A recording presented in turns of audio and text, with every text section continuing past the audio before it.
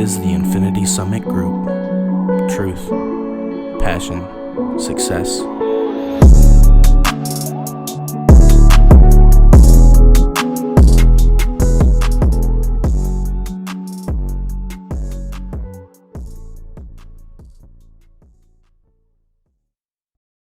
Hello, everybody, and welcome to our third official episode of the Infinity Summit Group podcast.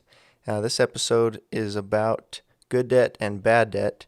We're going to start with our book, our bi-weekly book. And first of all, before that, I'd like to apologize. We actually had to skip a week because we had a couple members quarantine in their home. It is that time of year with the virus going around that people have to quarantine. And we ended up having to stay in our house for a couple weeks, couldn't meet with the group, so we ended up missing one of the sessions. So without further ado, let's talk about The Richest Man in Babylon. It's probably been closer to 4 weeks rather than 2 now, but it is a short book, and we all got through it in that time, I'm sure. Oh, I hope so. It's a very short book. 4.5 hours, but yeah. Anyway, one of the overarching themes of this book is the 10-20-70 rule, and this has to do with our budgeting episode. Is that episode 1, I think? Budget, yeah, that was episode 1. Yeah. Mm-hmm.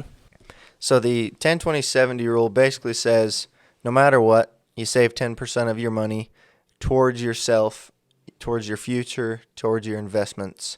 20% goes towards paying down debts, and then once that's done, you can put that towards the 10%. So you have 30% going towards your investments, your future, basically taking care of yourself if anything goes awry in life.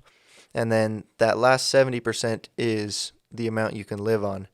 And it says in the book up to 70%, not, doesn't have to be exactly 70%. So if you do less, the less the better, and then you can put more towards investments.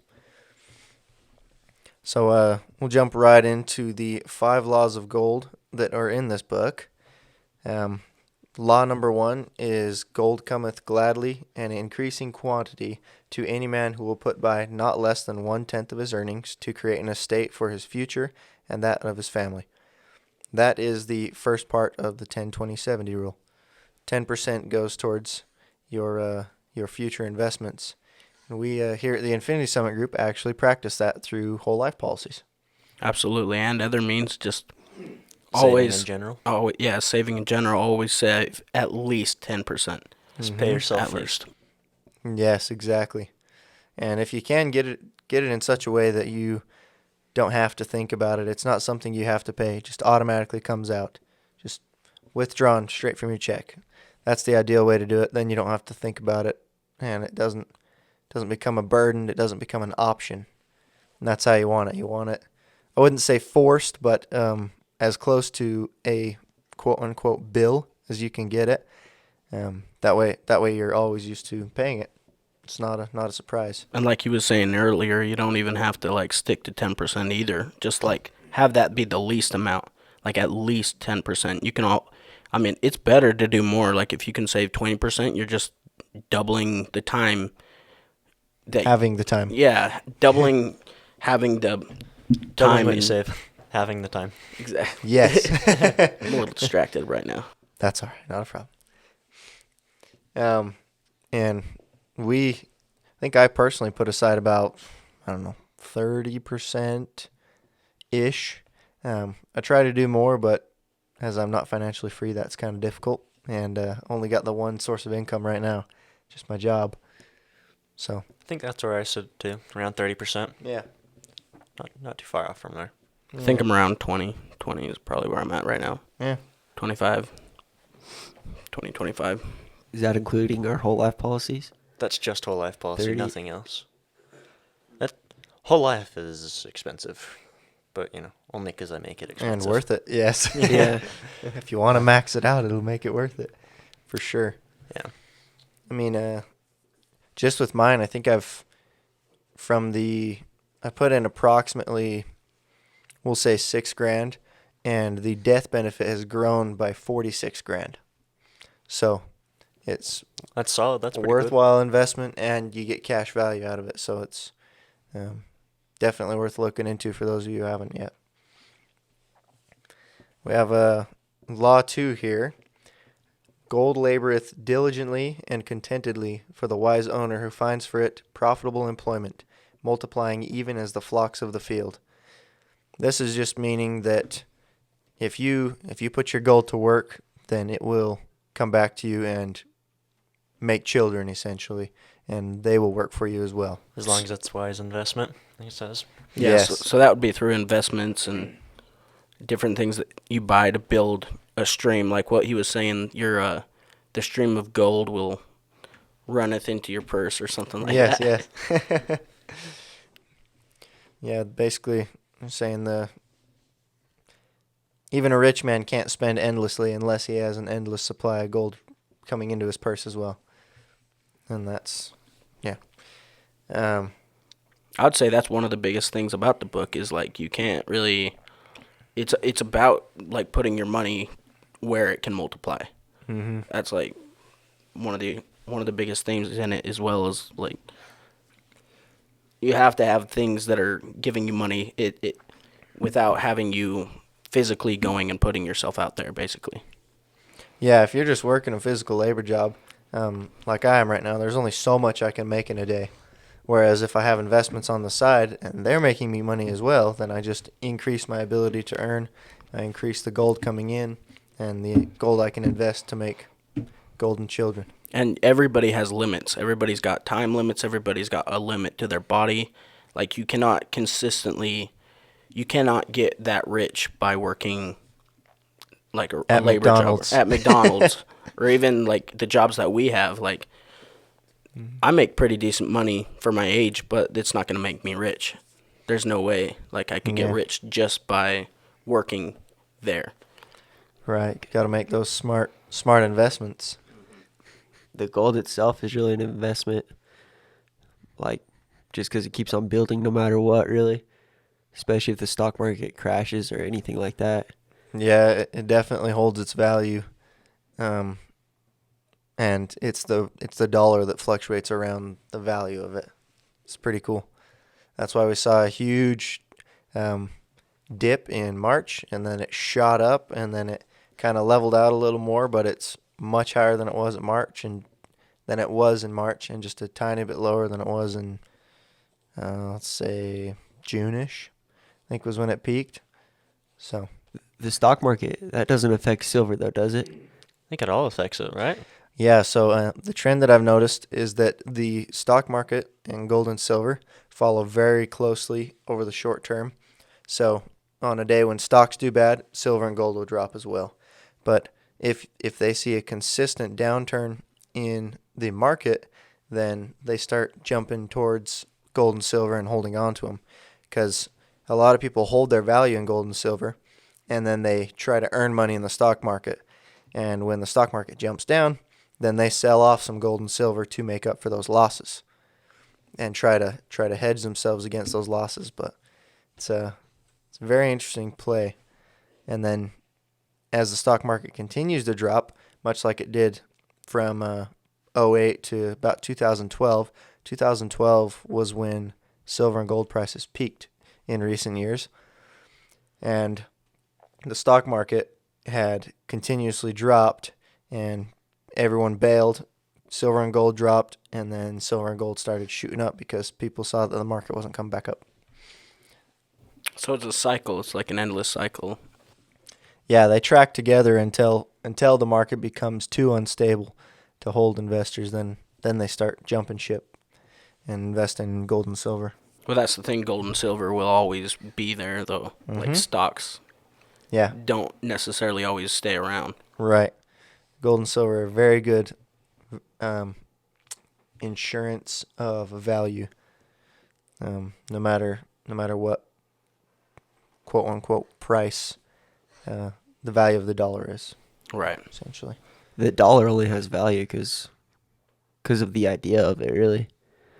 Yeah. Like, Yeah, it's just people's trust in it. Yep. yeah, just like, what is it, Bitcoin? Yes, and speaking of Bitcoin, I personally decided not to invest in Bitcoin because I couldn't see.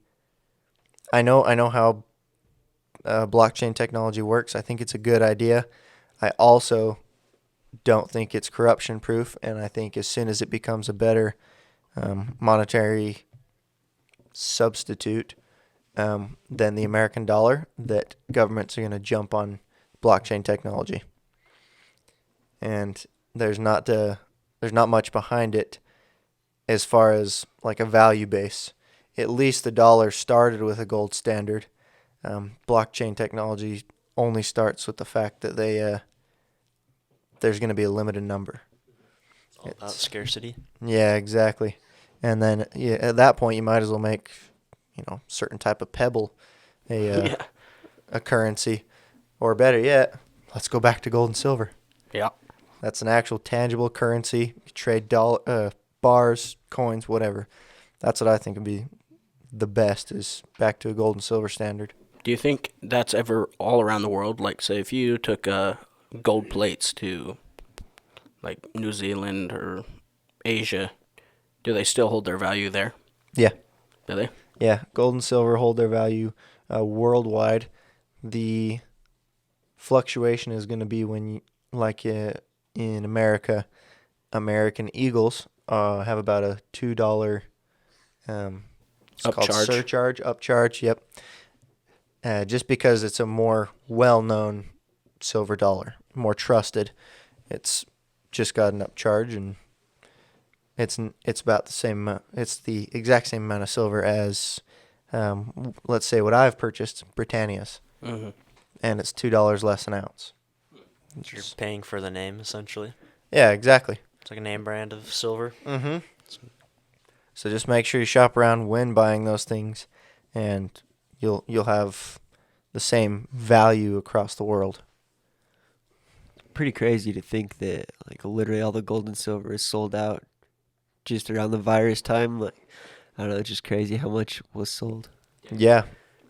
Yeah. A lot of stuff was out of stock for a while. Every there. website I could look on was out of stock. Well, that happened with guns then. Guns, Mhm. gold. Yeah. Everything you need to live Yeah. kind of away from people. Yeah. Yep. Toilet And Pretty paper. much. even still right now, I actually tried to buy some ammo the other day, and most stores were out of stock. The soonest I could get ammo was like 10 weeks, Yeah, Wow. dude, it's all Wow. gone. That's far out. and it's triple the price of what it was in March. Ammo? That's Ammo went crazy. up in price? Yep, I bought some AR-15 ammo, some 223. It was about $350, and it's going for about $700. So I guess doubled in price, not tripled. But it's disgusting. That's ridiculous. Yeah. They just need to make more. Mm-hmm. Yeah. That's just because the Yeah, election make coming more. up. Wow. You're thirsty, get water. Exactly. But I imagine after the election, we'll see some very incredible things in the stock market, in the gold and silver market, in the mortgage market, and in the ammo market. The ammo market. I hope ammo prices go down. It's a pain in the butt to buy it now. I'd It's like it. expensive. Yeah. Yeah, it's too expensive. Yeah, it I makes going decided not to shooting buy kind of any. like, ugh. Where's Yeah, the it costs a lot competition, of though, money.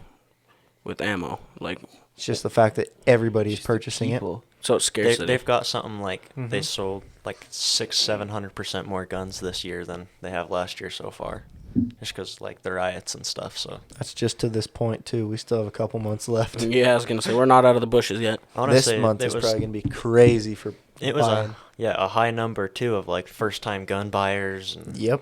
like it's Concealed carry permits through the roof. Yeah. It doesn't even matter who gets elected either. Nope. No, it's gonna be bad. One way or either another. You Either got- way. On both sides, you got people who are just saying, "Oh shit, oh crap." Yep. But it'll be interesting.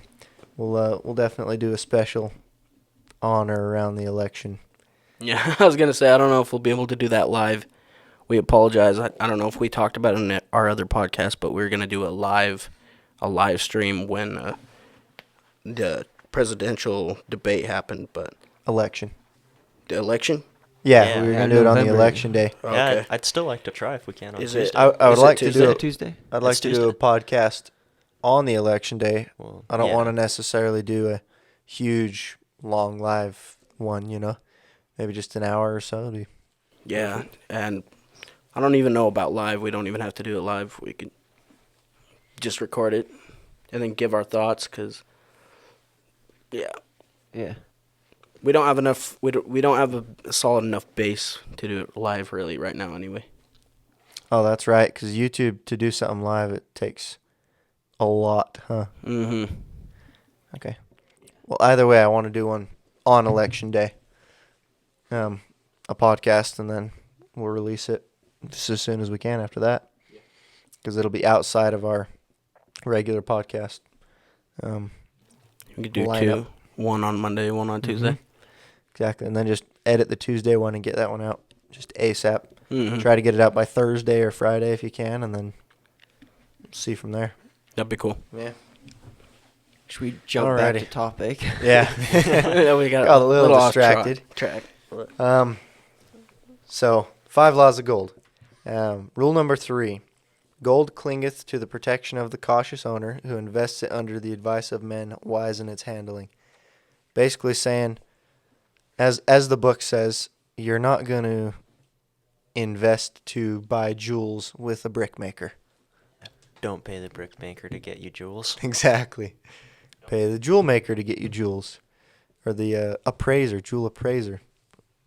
Someone who's an actual competent being in that field.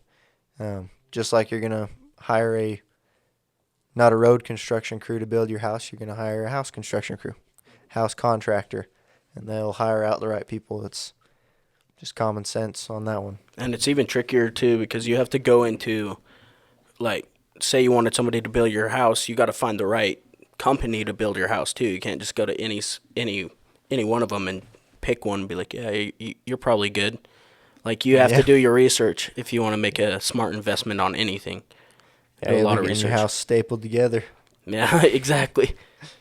Yeah, we don't use nails. We use staples. She'll hold, right, Jimmy? So yeah, That's right. rule 3 is pretty much just be a smart investor. Be wise in your purchases and with who you're dealing with as well. According to Warren Buffett, first rule of investing is don't lose money. Second rule of investing is look at rule 1. So if you end up losing money, you ended up investing in your education. Which is tricky because, I mean, I feel like everybody's going to lose money at some Yep. point in their investing journey. It's Yep. like it's not And then possible just to have a clean record. exactly, it will just turn out that the investing wasn't towards your investment, it was towards your education. Paying dividends in different ways. Exactly. Yep. Definitely had that a couple times. It wasn't an investment, but Logan and I went to purchase a car one time at Volkswagen, and they ended up adding on some money at the end that we didn't know about. You tell them a little more about it. You know a little bit better. Well, first of all, they suck as a company. Like, they're actually terrible. Even their cars. Well, their cars are all right, but either way, how much was it? He just has anger. It was $1,200. It's $1,250. Yeah, $1,250 that they added onto the loan, even though they told us that they're completely like buying out my car, or I guess trading it in. I'm saying that right? Yeah, you're not giving them the whole picture though. So what happened was they told us they were going to give us $4,000 for his trade-in. What they gave us was $1,250 less than that, and they added that $1,250 on the end of the loan, and skipped past that page when they were showing us paperwork. Yeah. That's shady. They had us Oh. in there for hours as well. Yeah, we were there 6 hours. Yeah, bringing in, good cop, bad cop kind of situation. It was pretty pathetic. And they don't give you a spare tire, just for anyone that's buying a Volkswagen. That's right. You had to buy a whole Yeah, different spare tire kit to $300 mount bucks, $300, and that and was then the after. spare tire on top of that. Yeah, and that was after I got a flat tire. Yeah, they're not good. Don't buy them. Buying Yeah. a car scares me. It's a joke every single time. It's such a process. Highly recommend, and if you could, please put a link Kenston in this Auto. one. Kenston Auto, man. That is the best car company I've ever gone through. No pressure. They don't give a crap if you're going to buy or not. They know that if you're a customer and they win you over, you're a customer for life. So they treat you good. And the only other one that I've had a similar experience with, but not as good, was Mark Miller Subaru. Really? Yeah, they don't do, what is it? They're not competitive in their pricing. They don't haggle. They just say, here's our price. Do you want the car? Yeah? No? Okay, sounds good. Does Kenston Auto, can you haggle with them? You might be able to, but I don't think they really haggle. They don't try to really sell you on anything, so you just kind of. You just show up and be like, yeah, I like that. Exactly. And then you buy it. When I chose to get my truck through them, it took me less than an hour. Really? Whoa. That was test driving everything. Wow. Test drove it. I was like, yep, I like it, and I want a 7-year loan, and this is where the payment needs to be, and this is the bank I want it through.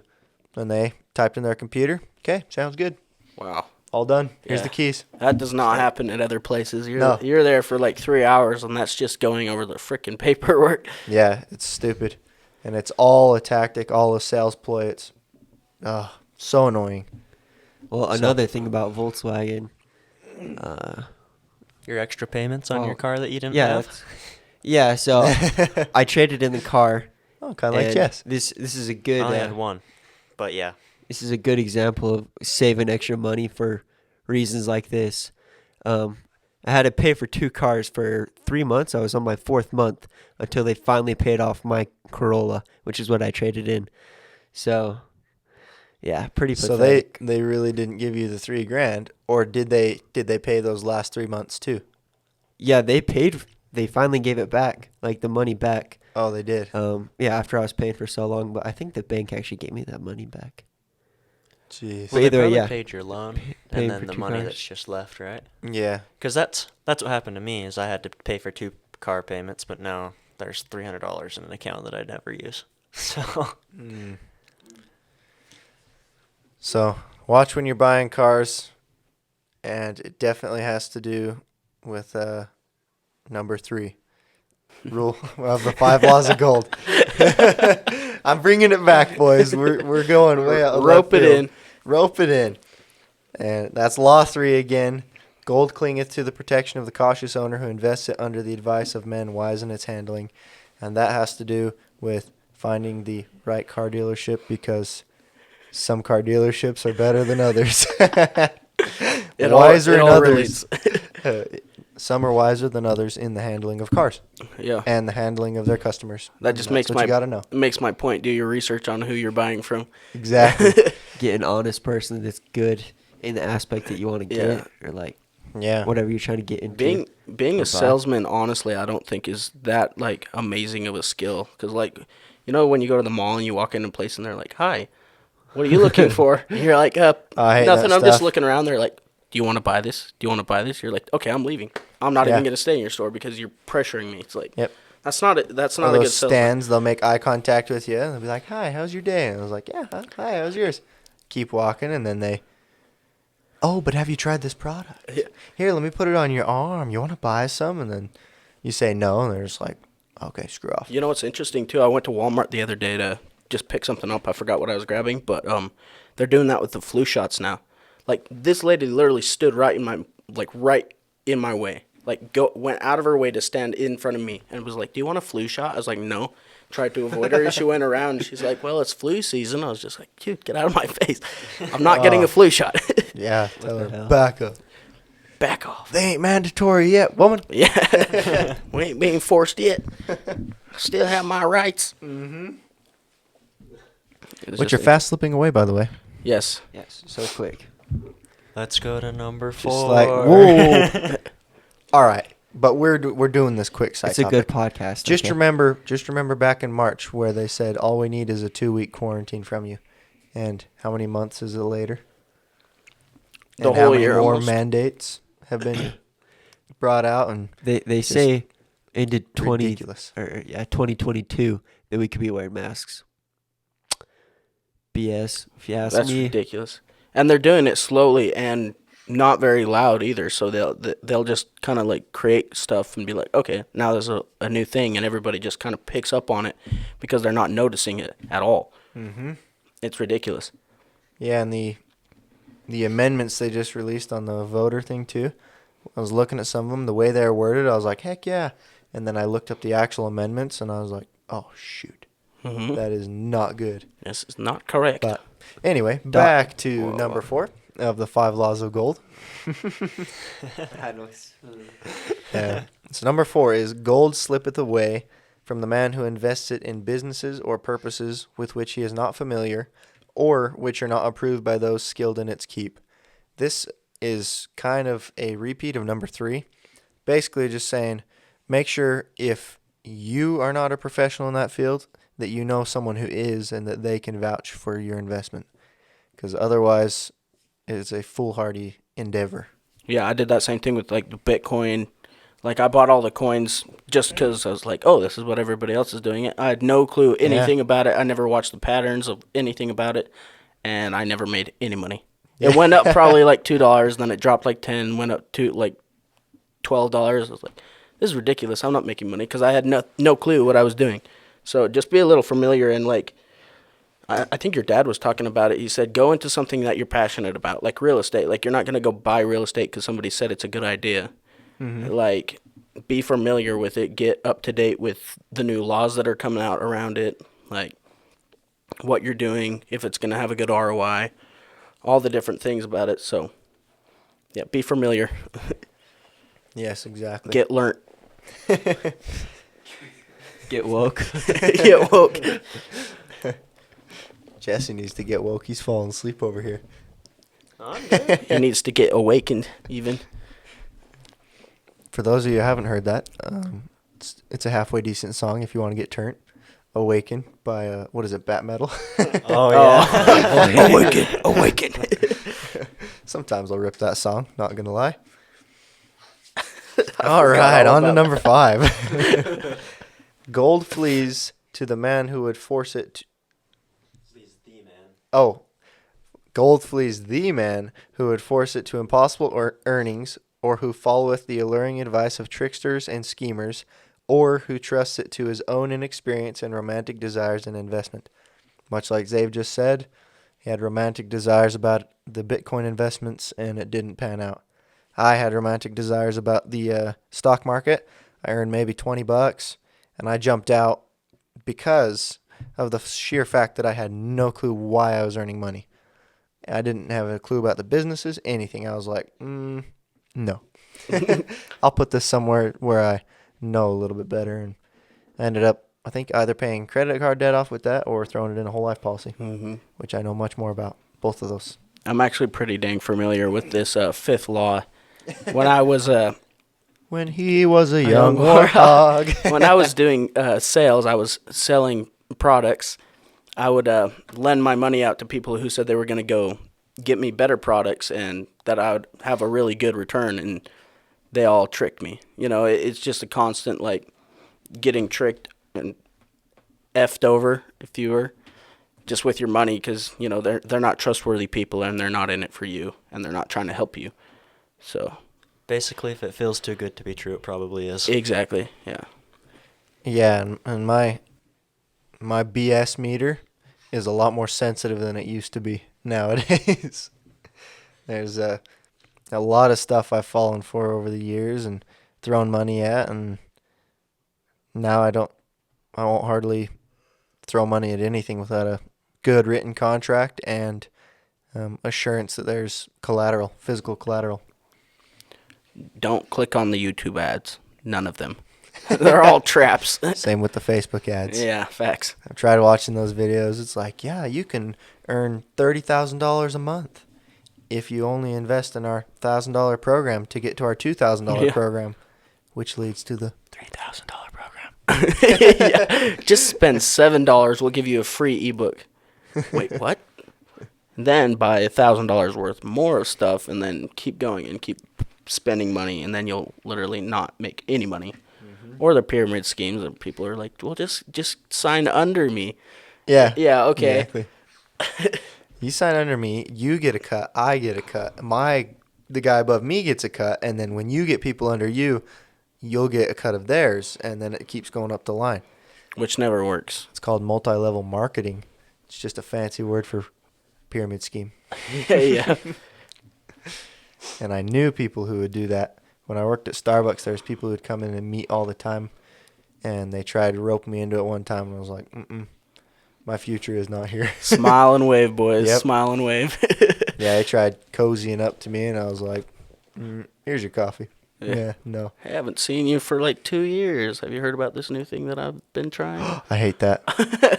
Every time it's like, I haven't seen you in so long. Have you heard about this fantastic thing that I'm making a lot of money on? Oh, are you now? No. Yeah, you just got to sign this. And Fudge. Just don't read any of the fine print. Skip over that and sign. Yeah, none of that. Yeah. Hot crowd. Yeah. Essentially, know what you're getting into, and if it sounds too good to be true, don't do it. I personally know many people who have thrown thousands of dollars at things that I told them, hey, that is hitting my BS meter way hard. Like, it's going off the charts. And they're like, no, trust me, in a couple months it'll be worth a lot. Trust me. It'll be worth thousands. My thousands will be worth way more thousands. Maybe even $1 million. I have heard that, like $1 million from $1,000. Oh, yeah. And I was like, okay, I'm going to say no, but I'm curious to see where it goes. I mean, just like guys, I knew a kid, he wanted to make 17 grand in, 2 months and purchase silver with it. I was like, you know what? If you can do that, great. He might have made $600, which is still... He made money, but... Exactly. It's better than zero, but how many hours did he have to spend on that? He spent hours every night on this investment. It's called VidForex. I know of people who make their living on it. It's luck, right? Yeah, it's just luck. You just clicking yes or no, whether it's going to go up or down, and then you win money based on that. And it makes no sense. As far as an investment goes. As a novelty, it's kind of fun. I played with it for a minute.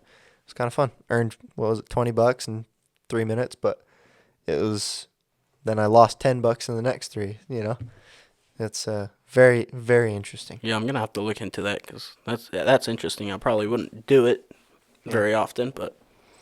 It is. I think it's a minimum of $500. Oh, yeah, never mind. I'm out. I'm out already.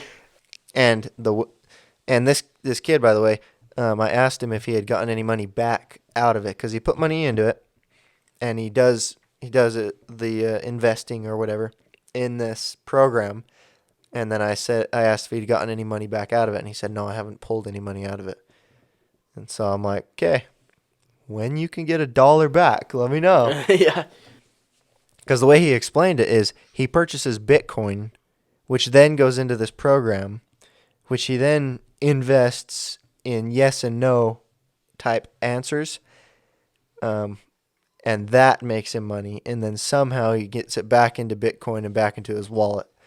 And I didn't understand a word of it. Yeah, I'm going to go back to number 4 and just say that's not something I'm familiar with. If it sounds, look, if you can't explain it to a kindergartner or a first grader, it's probably not a good investment. Where was that from? I know that's from a book or something. I don't know. I know my dad says it all the time, Mm. and it's proven very true. Like with home investments, it's like, yes, you buy home, you get renter in, they pay you every month, winning. You buy gold, you buy silver, it goes up or down, you buy or sell. Easy as that, Any type of investment that can make you good money is like that. You invest in a business, it makes money, it gives you money, you both make money, Whereas something like VidForex, you buy Bitcoin, you put in program, you put yes or no back to Bitcoin, you get it back out of program. Or one of my favorite ones I heard one time was, it costs $4,000 to start this investment. And I was like, okay, that's awesome. Tell me about this investment.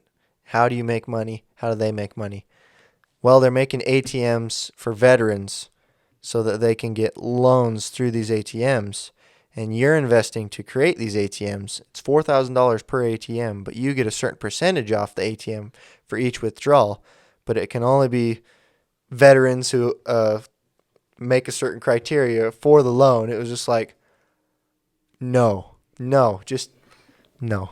Yeah, that doesn't. I told them, I said, yeah, that sounds too good to be true and complicated. My BS meter's going off. But you tell me when you make money. I haven't heard a word. It just sounds like it can't scale at all. At all. Or another one I heard was, yeah, I'm throwing money at this app that's releasing in a couple months. And when they release, then the value of the app's going to go up. And the more people that I have that sign up for this app, the more money I'll get. And I told them, I said, so, and for those of you who can't see it, I'm making a pyramid shape. You get this app and invest in this app, and you get other people to invest in this app, who then get other people to invest in this app. Interesting. So what does that look? I literally told them, I was like, what does that sound like to you? It's like, yeah, it kind of looks like a pyramid, doesn't it? Yeah. Well, I'm going to do it anyway and see. It's not that much money. Oh, dude. I can't deal with these people.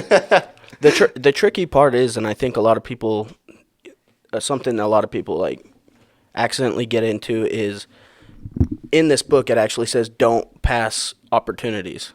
Yeah, that and is tricky. A lot of people see that as an opportunity, and they're like, oh, if I don't take it now, that I'm going to lose it and I'll never have this chance again. So they buy into something that's going to lose them money, and that, they're not going to prosper from.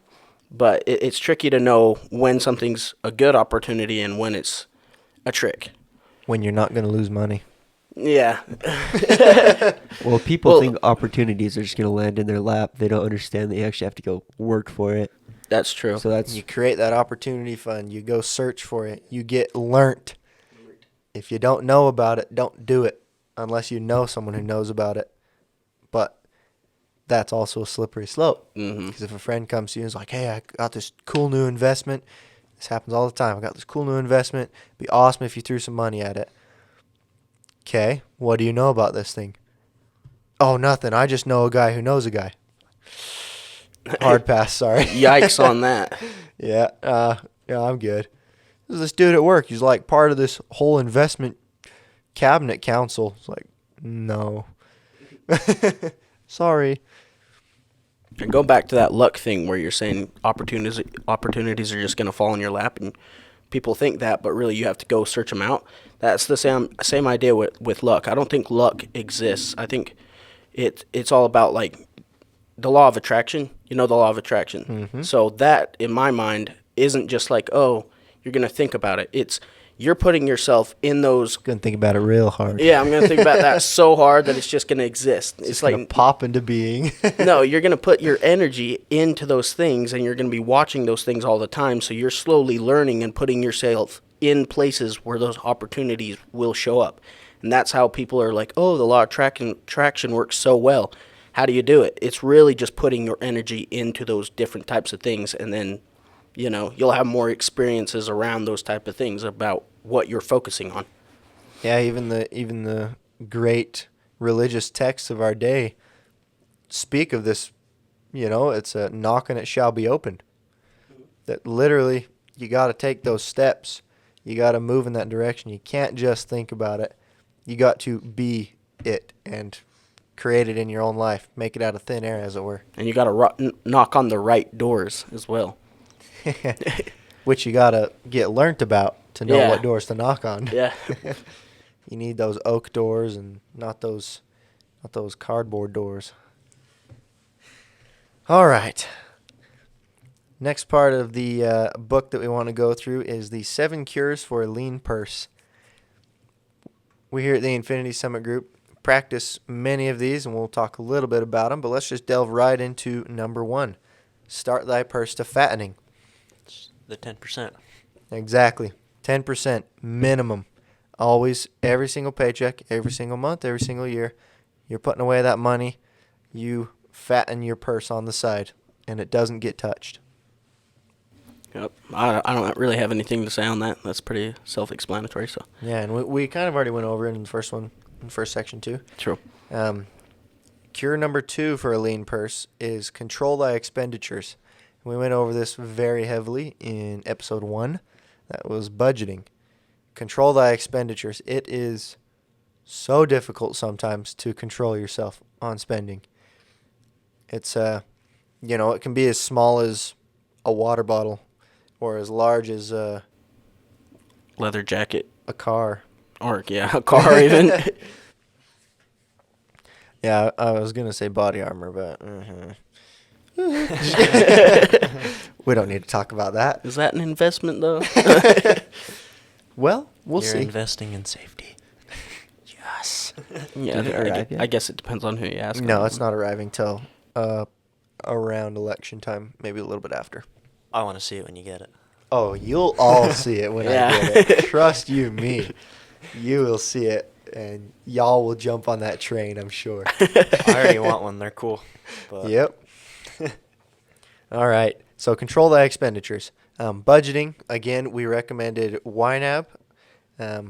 I've heard of a couple other budgeting apps. I've tried Mint. I've tried just paper budgeting. I've tried the envelopes with the cash in them. That's what works for you, Isaac. Yeah. And whatever works for you, just control what you spend. However you can approach that. Number 3, make thy gold multiply. So this kind of has a couple different meanings. First off, you invest in things that will make your money grow, right? And second off is you invest gold within yourself, your education, your self-care, your food. Make sure you're getting the right stuff to eat.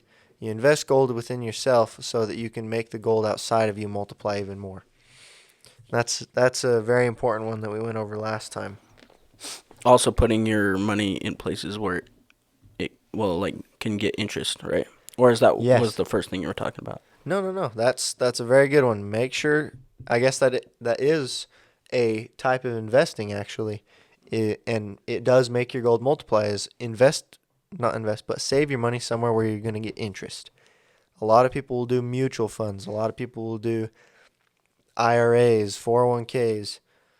I would highly not suggest those. I would recommend that you do your research on them and see how much of a scam they really are. However, there are some very good savings vehicles. We here at the Infinity Summit Group highly recommend the whole life insurance policy. It has a little lower returns. It's about a guaranteed 4%-ish, but it's way higher than a regular bank account at 0.01%, and not too much lower than, say, a mutual fund or 401k, which, by the way, 401ks do not have their advertised 12% return. It's much lower over the years because the stock market fluctuates and they don't keep up with it. we'll have a whole episode about this, I'm sure. Yeah, we'll talk about this. I've got a lot to rant about. But yes, very good. Make sure that where you do save your money does earn you interest. On to number 4.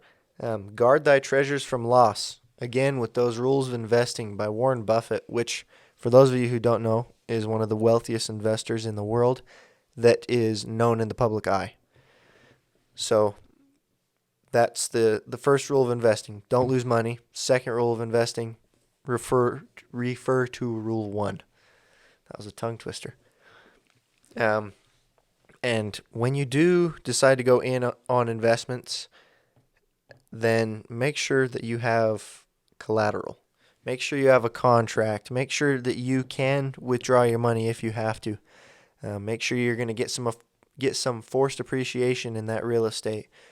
Make sure that you have a good safe to guard with your silver and gold. Although those aren't Insurance. technically an investment. Yeah. Insurance for your body.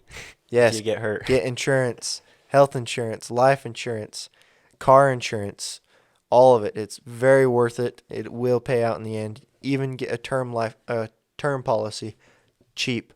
By the way, I would look into it.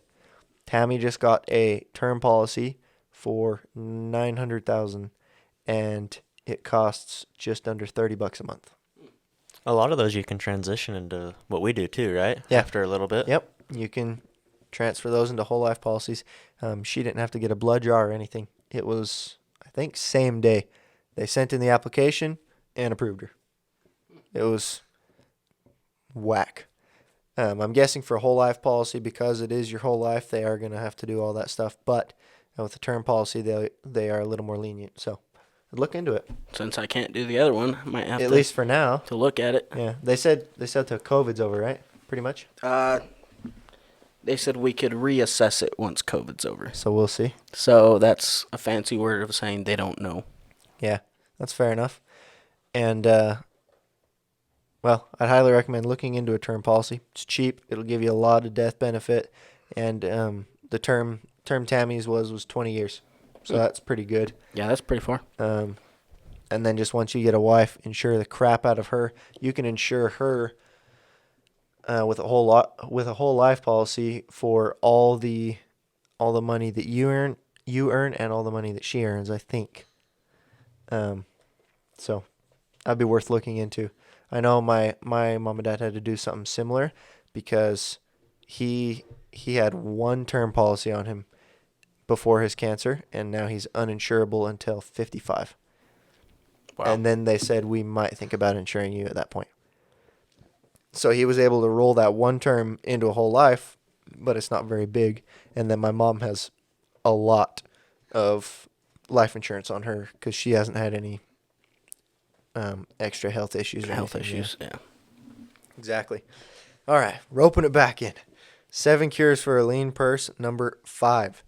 Make of thy dwelling a profitable investment.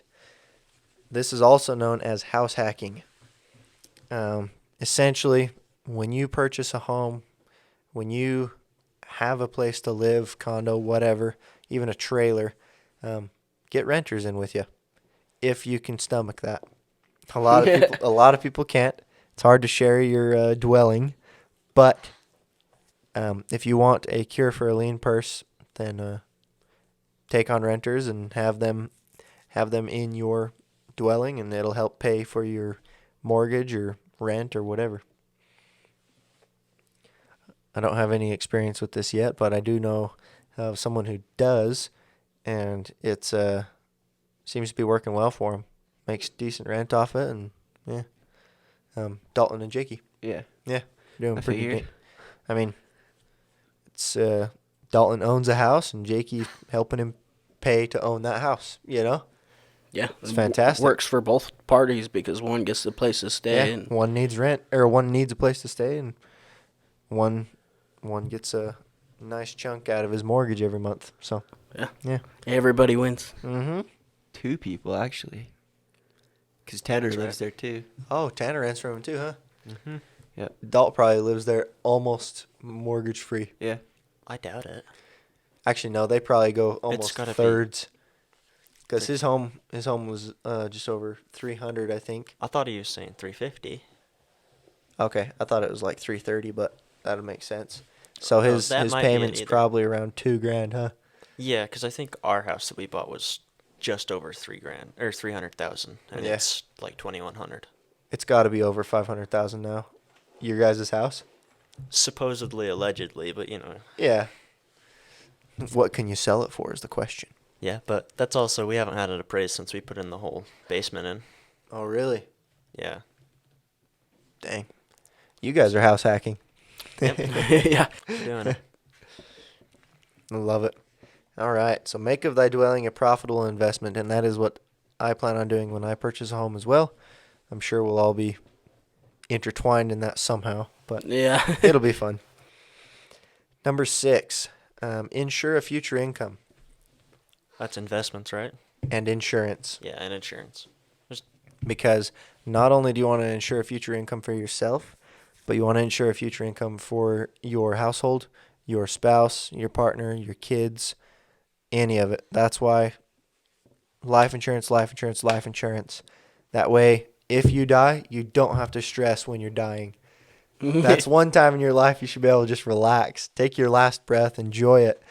But You know? That's dark, but No, serious. Die in peace, dude. Okay, I was seriously thinking about this the other day. Like, man, if I'm on my deathbed, I don't want to be thinking, who's going to take my car payment over? Yeah, this hospital's expensive. I know it. Yeah, You don't wanna- exactly. yeah, Oh, man, they're going to be stuck with that $5,000 ambulance ride or the car wreck cleanup or all my pneumonia bills or whatever you might be passing away from. Even if you're passing peacefully, it's like, oh, man, I still have that house to pay off, you know? And funerals aren't cheap. And the funeral, and my wife's going to have to get a job after I die. That's so sucky to have to worry about. I don't even want to worry about money by the time I'm freaking Yeah, if old you're enough to dying. even die. And that's the plan. However, if you die young even, and That's you're true. leaving a brand new wife, such as I would be if I were to pass away right now, I would be stressed out of my mind to die. You know, to just be like, well, what am I leaving her? What am I leaving our kids? Well, no kids yet, but early into the marriage, what am I leaving our kids? What about their kids? My parents, her parents? It's just like, there's so many things that she would have to take on that it would, I dare say it would change her, if not ruin her as a person, to have to take on all that responsibility for herself. And so having that life insurance in place is just like, okay, at least if I die, then I can die in peace. if I die. Well, when, but if I die soon, there. Yeah, I'm just not gonna die. It's not in my DNA. So Yeah, I wasn't raised to We're die. all different. Mama didn't raise quitters. Yeah, exactly. My telomeres ain't getting shorter. Which, by the way, for those of you who don't know what a telomere is, check it out. It kind of has to do with our aging process and the reason why we pass away. In fact, I'll try to explain it here just a little bit because it's very intriguing. Basically, telomeres are the end caps of our DNA, and as our DNA replicates, then those telomeres get smaller and smaller, and over time, our telomeres, I'm pretty sure they're called telomeres, start to disappear. And so when you don't have the end caps on your DNA, you can't reproduce, your DNA can't replicate. And so you just start dying. Your cells start dying. I would be interested to like learn about this and then have like a whole podcast about this. 'Cause that Here's why you die. here's why you die. Just don't be scared, but yeah. That would be interesting. All right. Roping it back in once again. 7 cures for a lean purse. Number 7 is increase thy ability to earn. Isn't that just like knowledge, basically? Mm-hmm. The more you know, or the more you learn, the more you earn, basically. Yes, Books. but also it's not necessarily what you learn, because I know some great academics who are just idiots. or they don't care enough about the subjects that they are participating in life to really know, but they can sure do a math quiz real quick, you know? So just make sure when you are getting that knowledge that it's the knowledge on the topic you really want to pursue. Because, yeah, knowledge is power, but correct knowledge is more power. Definitely. So increase that ability to earn. Increase your skill set. I right now am pursuing the pilot, we'll call it career, aviation career, and I'm currently installing garage doors. I thought it would be a very good skill to have in life. That way I can always fall back on something.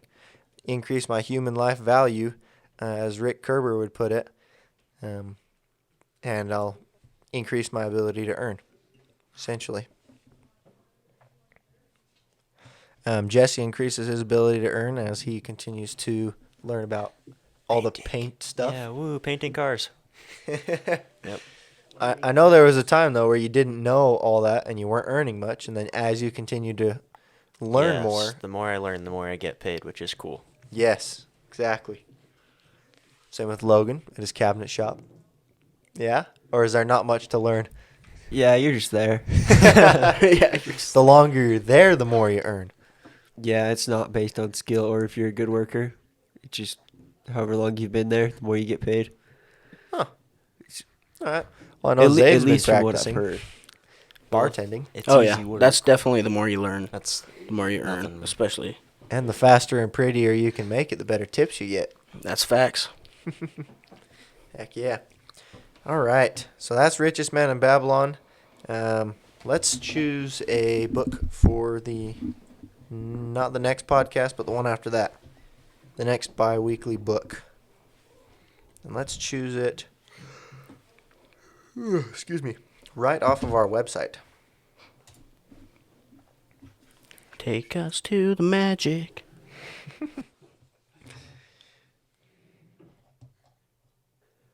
Speaking of Rick Gerber, or Gerber, whatever, he supposedly did the greatest Ponzi scheme or period scheme ever, right? In Utah, at least. Yeah, so he is, well, all right. Yeah, we're going to Allegedly, supposedly. We're going to take a accusing second for anybody. this because it's very important.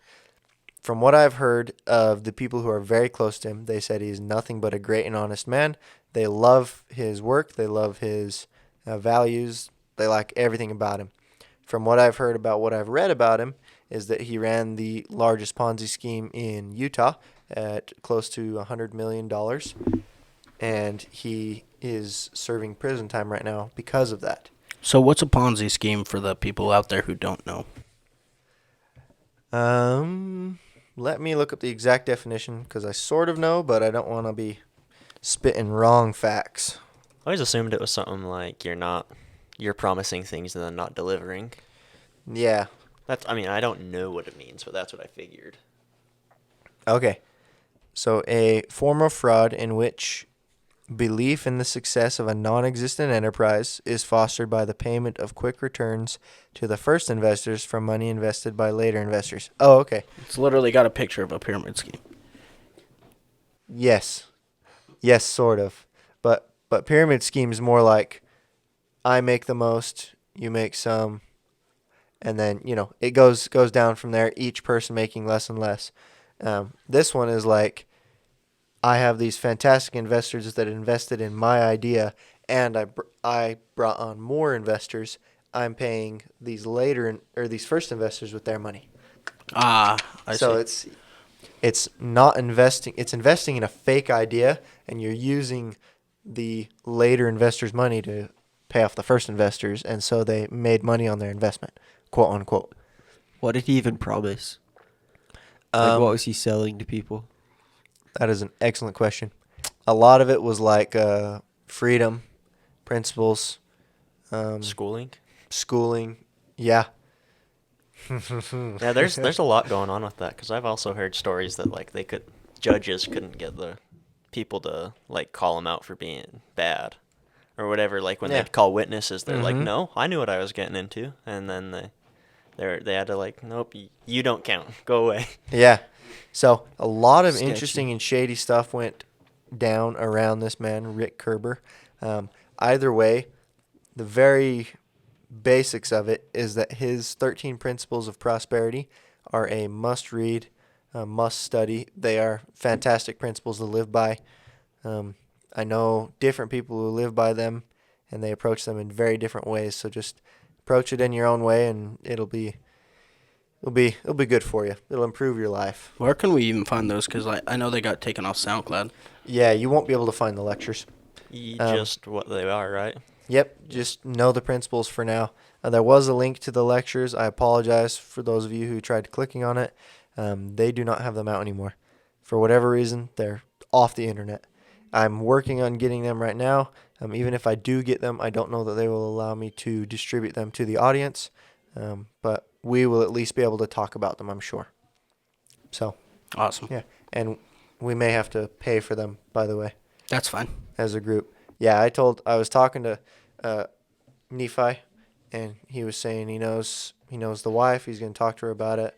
He was asking how much they're worth to me. I said, you know what? I'd be willing to pay $200. It's about 30 hours of lectures. So it seemed like a fair price to me, and if he ends up getting them for me, I'd love it. He said they're actually, the ones that he's got are better than the SoundCloud ones. Better quality. Mm-hmm. That's sweet because the SoundCloud ones were nice. Yeah, they were great. So It'd be awesome. Anyway, We've got a cozy little amount. We could definitely afford those because I'd be interested in listening to them as well. yeah. They're worth a listen if they're you good. can find it to listen to. I've heard a couple. Oh, certainly. I'll text Neef and see if he's heard anything back. But definitely worth the read. Again, The 13 Principles of Prosperity by Rick Kerber. It's spelled, his last name is spelled like Koeber, I think. Koerber. But it's pronounced Kerber. All right.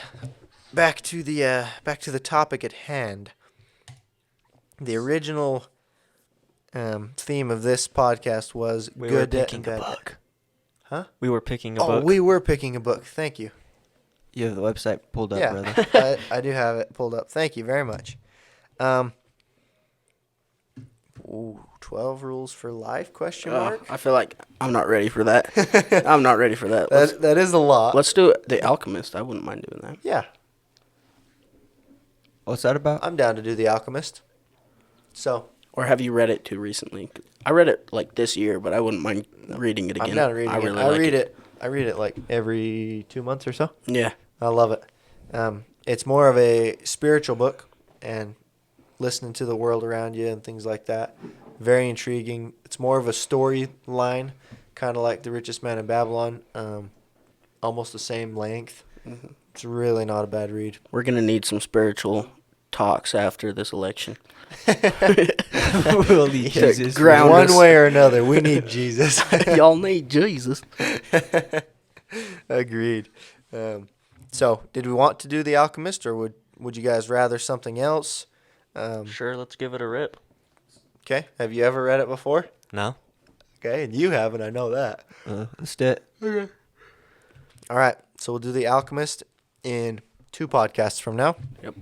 And I will be linking it under that video and this video because it's an extremely good book. I feel like it would benefit anyone greatly to read this book. Oh, yes. All right. Now we're good to go back to the podcast, right? So back to our original topic, good debt and bad debt. We just wanted to give you guys some examples, talk a little bit about them. So first of all, let's talk about getting out of debt, and then we'll talk about those. There's a couple different ways to get out of debt. You got the snowball effect, which I think you practice, right, Xavier? No. A little bit? Or Well, was- yeah. That one was like paying off one at a time, right? And No, that's- so the snowball effect is where you say you have like 5 different credit cards and a loan. That's 6 different things that you have to pay off. You're paying small amounts, but you're consistently paying small amounts to each, like evenly distributed. So you're kind of paying them all off constantly. And they talk about this in The Richest Man in Babylon as well, about how this man was putting aside his 20% every month, and he was paying all of his creditors pro rata, meaning that they each get a even share until they're all paid off. Hmm. And then there's the second type, and I forgot what the actual name for it was, but it's essentially just aggressively paying down one at a time. And on a credit card or a loan, you're going to have your minimum payment, and you have to pay that every month anyway, so you're going to be paying those on all 5 credit cards if you had 5 credit cards.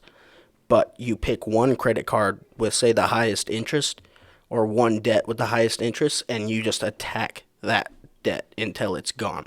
And that was my personal favorite. Yeah, I do like doing that the best way as well. Yeah, I love seeing debt disappear.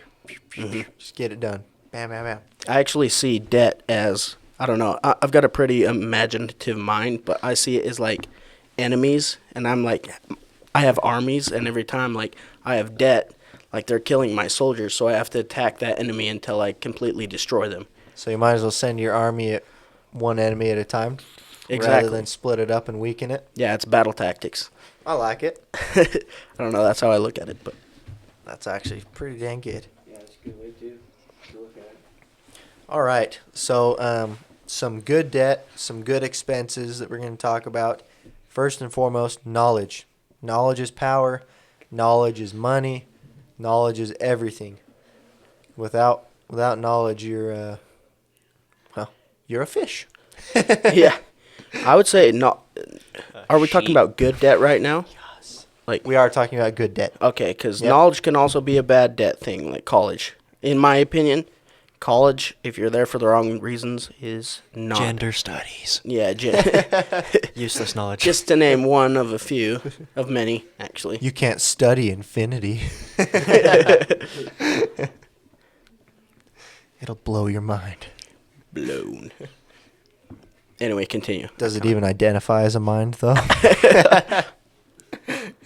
Is it okay with you calling it a brain? No, I identify as a light bulb Ooh. because I'm always turned on.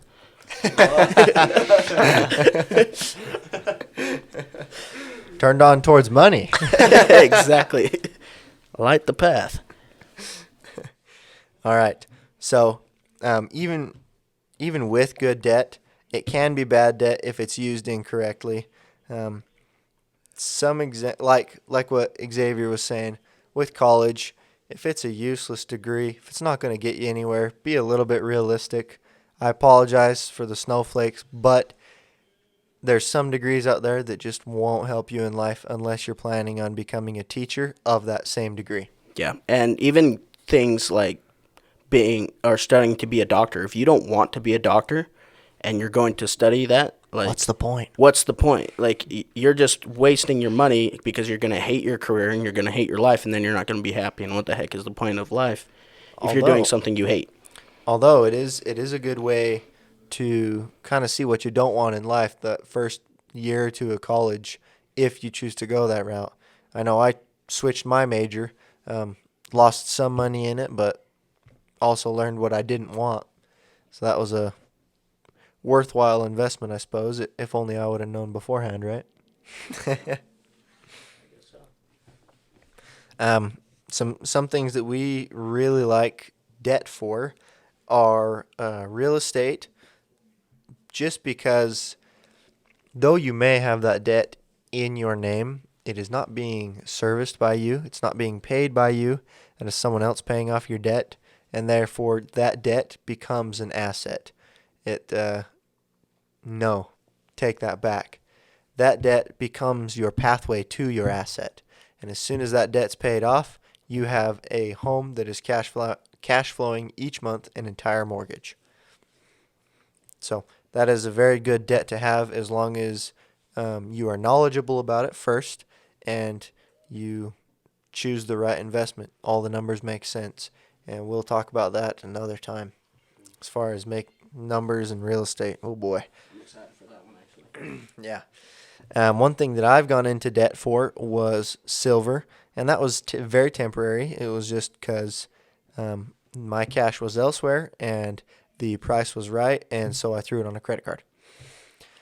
Again, very temporary. Paid it off in a month or two, and no more debt. However, that was something that I found worthy of my debt because I happened to do my research on silver. I happened to know what the prices were. I happened to know where they were going, kind of at least a general idea of it. So, for example, when they dropped in March, when it dropped and I saw it drop just below $12 an ounce, I purchased them right then and there on my credit card because I knew that was a killer price, and if it went any lower, I would have bought more. It's just, yeah, at that point, you know, let's say 30, 40 years ago, it was $5 an ounce. So under 12, that's pretty killer. Another good investment we have on here is a cheeseburger. I've actually got a story. This weekend I went Yes. into debt for a cheese. No, not this weekend. Yeah, this weekend for work. I went in debt for a cheeseburger. I didn't have any cash on hand. I had no money in my checking account because all that money was elsewhere in envelopes. So I was like, I'm starving. I need food. I can't get through the day without this. I must invest in my self-care. Exactly. And I went in debt for a cheeseburger. A barbecue bacon cheeseburger, to be exact. Oh, boy. It was delicious. Definitely worth debt. Just kidding. I've also gone in debt for food. It's a worthy cause. It may not make you feel good after, but in the moment, oh, it's so sweet. Not something we recommend to do on a daily basis at all. No, Ever. definitely not. Don't make it a habit. Pay your credit cards off every single month. Try not to keep that credit card debt as a constant in your life, unless you're using it just to build your credit. By the way, I talked to a bank, loan officer, bank loan officer, and I was asking him a lot of questions about credit scores and debt and credit cards, and he said as long as you don't go over 8/10 of the your total limit on the credit card, and as long as you are paying them all your payments on time and you're paying it consistently, obviously try to keep it below half of your credit limit. But if you're keeping it between, we'll say 2/10 and 6/10, yes, I know those can be simplified fractions, but just for ease of imagination, I'm gonna keep those that way. Between 2/10 and 6/10 of your credit card, that's gonna be your golden zone for earning credit fast. Because if you never have a balance, you're not going to earn credit as fast as if you have a balance but continuously pay it and have a good sized balance and continuously pay it. So over 20%, but under 60%. Yes. Okay. Very nice. Thank you. Thank you. That was hard. Another thing that we haven't even gone in debt for this, but it is a worthy cause. Actually, no, I have used my credit card for the Infinity Summit group before. For the website? Amazon. Oh, okay. Mm-hmm. Can we pay you back? We could. No. We got a cozy little amount. It's okay. It's okay. It's in the past. It was only like $40, but yeah, it was my own blunder anyway, signing up for Amazon at the time when we weren't ready. So anyway, podcast, Infinity Summit group, business expenses, these things people go into debt for all the time. They are worthy expenses. The amount of value that you'll receive from those debt investments, very worth it. I personally went into debt for a wedding. That was interesting, but ended up being able to get out of debt. It was probably a week later, just after I had gathered all the wedding cash I got and everything is paid for the wedding. So that was a good thing. Well, I wouldn't say a good thing. We'll call it a necessary thing. I mean, it's a once in a lifetime thing, yeah, hopefully. And a worthy thing, if I did it right. Yeah. I planned on it being once in a lifetime. But, yeah, so I went into debt for a wedding, but was able to pay it all off and got it paid off just as soon as possible. Heck yeah.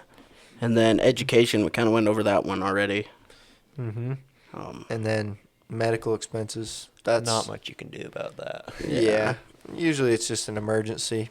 You got to pay, a couple $100 to a couple grand. It's not something you can avoid. Try to set aside some money for it, but really have that money set aside elsewhere, Drive yourself to the hospital. Have life. Or just have insurance.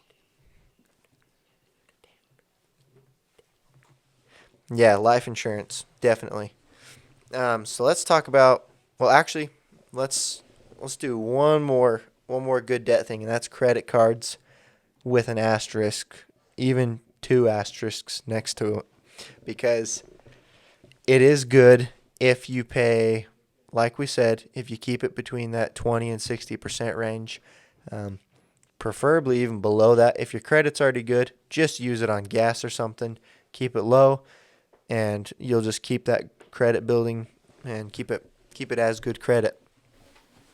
It's good debt. And it's good to have a couple different credit cards also to build credit that way, because the more lines of credit you have open, the quicker you build credit.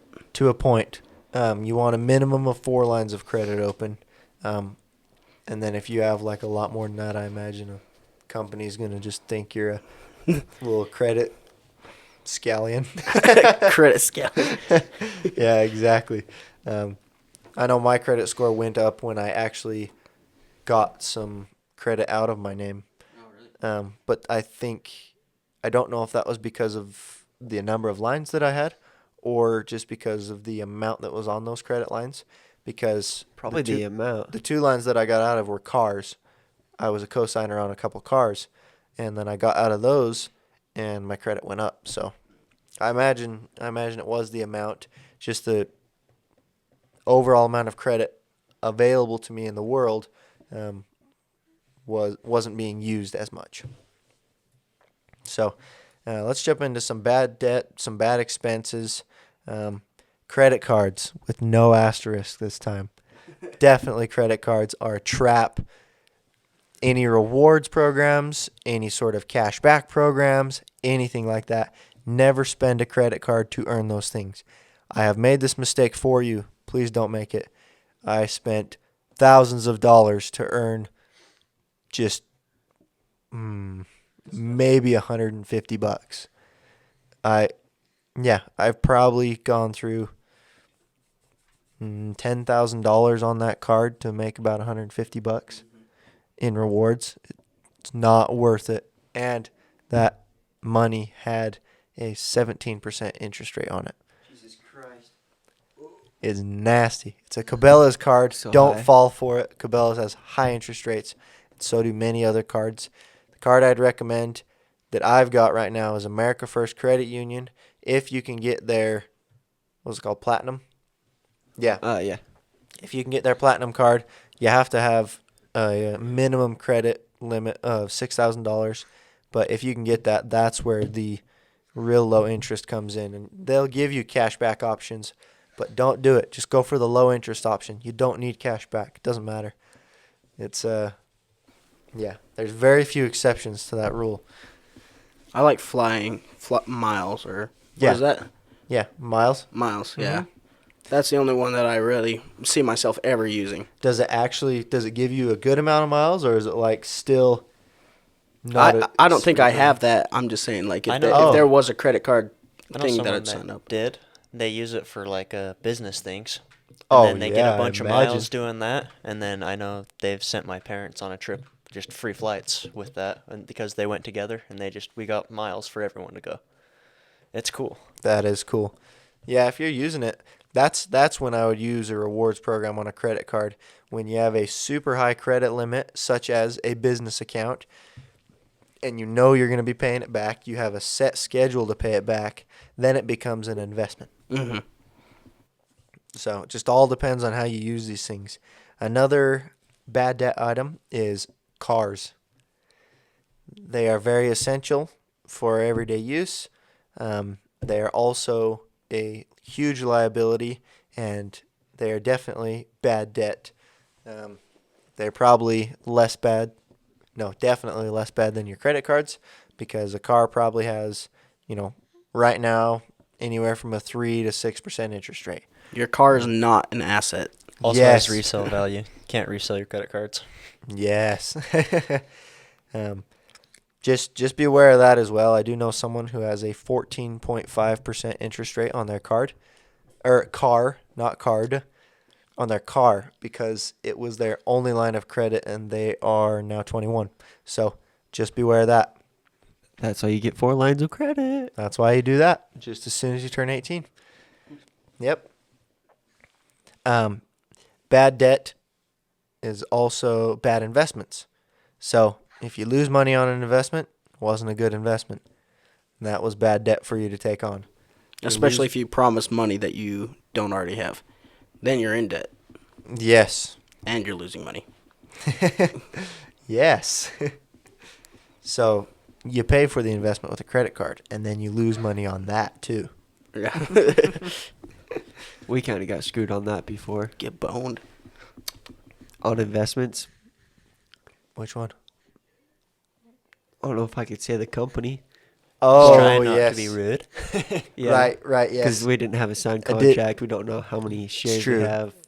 We didn't invest a credit card with them. I happen to know how many shares I have. I know how much Oh, I really? bought them at, everything, and they still have no record.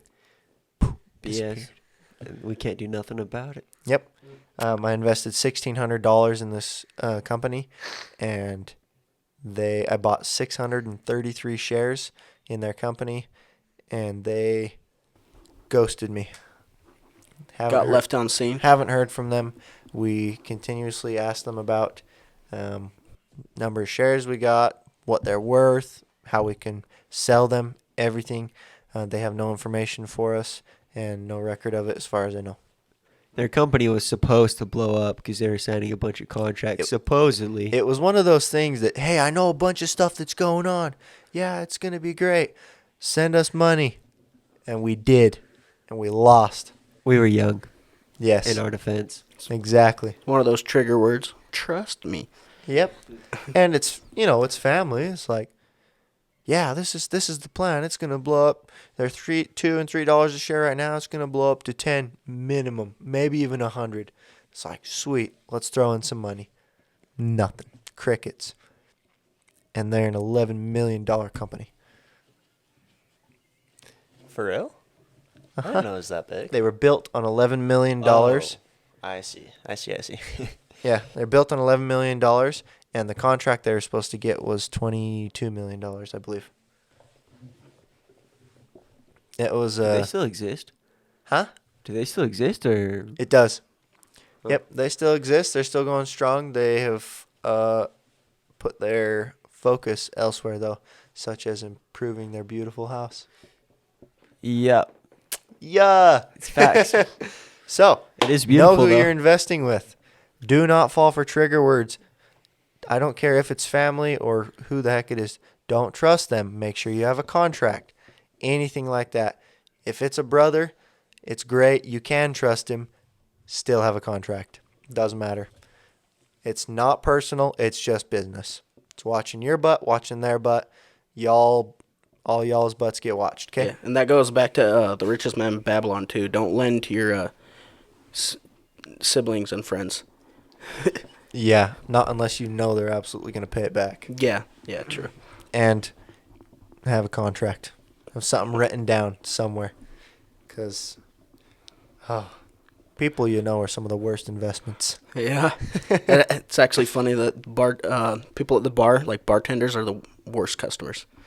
They're Really? the hardest people to deal with. Oh, that's true, because they're all like, yeah, I want this and this and this, dry with the blah, blah, blah. Yeah, blah, blah, exactly. And they think they can get away with whatever because they already work there, so they're freaking just breaking every single rule, and it's making the whole bar look bad. And you're just, bruh. blah. Oh, boy. It's a joke. Anyway, that was way off topic. That's how it was at but- Starbucks, too. The people that worked there were, actually, a lot of times they were pretty easy to make drinks for, but some of them was just like, you want me to make what now? Whack. Make it yourself. You know how. Another bad debt, another bad expense is high interest loans. I was recently applying for flight school, trying to get a loan for it. They offered me a loan. I was applying for $90,000. They offered me a loan at almost 12%. It was 11.95%, which is astronomical, absolutely insane. Hard money loans go for 6 to 8%. So the fact that they were trying to loan me money at almost 12% is insane. And over the life of the loan, I would have borrowed $90,000 and paid back almost $200,000. Oh, That's a little ridiculous. And I think that was a 10-year loan. So they just slash. Spank. Oh yeah, it was bad. So I decided not to go that route. Yeah. Fly home, buddy. I work alone. Another form of bad debt is new phones. They're Guilty. Guilty. They're necessary. They're necessary. However, they're just a liability. Any electronic device is a liability. It just loses value so incredibly quickly because electronics are being produced on such a massive scale and coming out with new ones every single year. It's insanity. You can't even find an iPhone 5 anymore. And that was out, 3 years ago? Or 3? Yeah. 5 years ago? I actually have an iPhone 4 still. You do? I have a 4 that's like that big. Yeah, It's cute. Does it work? Yeah. I haven't charged it yet, but Oh, so I okay. don't know, but I have it. That's cool. That's cool. But who remembers an iPod Nano Yeah. or an iPod Touch? I Hell haven't yeah. seen one of those in so long. Yeah. Why do you need an iPod if you got an iPhone or Yeah. any or phone? any really? smartphone. Yeah. They stopped selling iPods, didn't they? I don't even think they I'm sell pretty them. positive they did. Yeah, because Yeah, you don't this- need it. Well, they can throw it in a watch too. Yeah, that's true. Yeah. Like I said, technology just depreciates because there's always way cooler stuff coming out. Sure, it's all cool though. Yep. The Xbox One X that was released, what was it, last year or 2 years ago? Last year, I believe. Yeah. Just a fantastic machine of computational power and gaming aromance. And already it's discontinued. And they're coming out with a new console this The November. 10th. Yeah, November which I'll 10th. be buying. Oh, me too. Not even a doubt, boys. So, yeah, just a couple examples of how technology, new phones, it's all liabilities. Don't waste too much money on it. I heard the iPhone 12 didn't even come with a charger. Or headphones. I don't even know. I said I didn't no, know there I was will a new not one. buy your phones anymore. That is so crazy. Not until it gets fixed. I won't. Mm-mm. Jess is joining the Android train. Nope, my phone works fine. Oh man. All right. Well, look at that. Oh, Right in the list. I didn't- Borrowing from family and lending to family without contracts. Bad debt. Bad investment. Bad expenses. bad boy, bad boy. Naughty. You won't see your money back in most instances. Yeah, I've had a lot of experience with that. Tons, even. Our grandpa, too, has got screwed over quite a few times. Yes, he's lended a lot of money to family and doesn't get it back. Well, a lot of money, a lot of time, a lot of tools, tons of stuff, and hasn't seen it back. I've borrowed from a lot of family members, but I always, it's not a contract, but I always tell them, like, I will pay you a little more. So I always add interest on it. So, Heck yeah. for myself. You want to So- borrow some money, Dave? No, I'm just kidding. No, I don't need your stinking money. No, I don't need money now, but back when I was hurting pretty bad, like, I've never not paid somebody back, I feel like, unless there's somebody here that I owe money to that I don't know about. But, Nope. Wait, I mean, you owe me $100, right? I'm like, what? For real? No, but you build up credit with people, too, like that, you know. And I'm not saying go borrow from family members. It's a bad idea generally. But if you're going to, have a contract and even add a little interest so they know they're getting something out of it as well. Yeah, make sure they know they're getting taken care of and you're a trustworthy and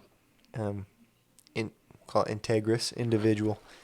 I'm going to look up that word, see if it's real. Integrous. Yeah. I feel like it is, but we throw it around like it's gospel. Like it's candy. We throw a lot of words around like they're real. That's true. Yeah, integrous. Having or characterized by integrity. It's beautiful. All right. And then, last but not least, for bad debt and bad expenses is eating out a lot. It's okay to eat out. I mean, once a week, once a month, whatever fits your lifestyle the best. But if you eat out a whole ton, that ends up being a huge drain on your money. You can spend $300 on eating out in a month and not blink an eye. That's a $10 meal every day. You guys want to go to Leatherby's? Yes, actually. Yeah. But didn't you see they brought down Leatherby's ice cream? Yeah, I did notice. Okay, good. That was a joke. I'm actually not going to go eat there. I don't have money for that right now. I don't either. Yeah, me neither. I ran out of my budget like halfway through October because of quarantine. I ended up spending more. Halfway through quarantine. Yeah.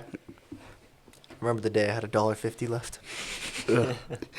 Those are the days. But now that I'm back to work, Those are the good days. No, those are the bad days, dude. Freaking reaching under my seat, trying to find dimes and stuff. I could make $1 if I just put it together. And I wasn't a kid. This is when, this was last year. I wasn't hurting for money. That was just what was in my budget. I was like, oh, man.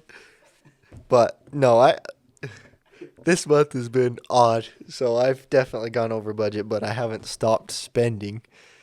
It's just, yeah, not The hurting. month for is money. almost over. Restart. Yeah, I Restart. will.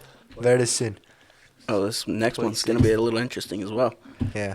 Speaking of, when I do go to flight school, I will be 100% on Tammy's money, and so I might have to postpone some of the incentives for a minute while I'm going to flight school, or massively reduce them.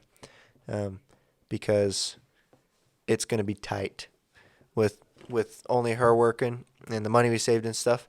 What would be ideal is if we could save all of that money and not have to touch any of it and only go off of her income while I'm going through school. And that's the goal. And so we're just going to be keeping a real tight ship, So we'll talk about it later. But Well, just stop Yeah. sinning then. I'm just kidding. I know. I'm kidding. If you don't like it, then stop. Get water. I'll do my best. Anyway, that about wraps up the Good Debt, Bad Debt podcast. Richest Man in Babylon. Any other comments, questions, concerns, Follow our socials. hateful words? Yeah, follow our socials. It's all on the website. Again, that's infinitysummitgroup.com. And if you feel like supporting us, click on that merchandise tab and get some merch. Thanks, guys. We'll see you next time.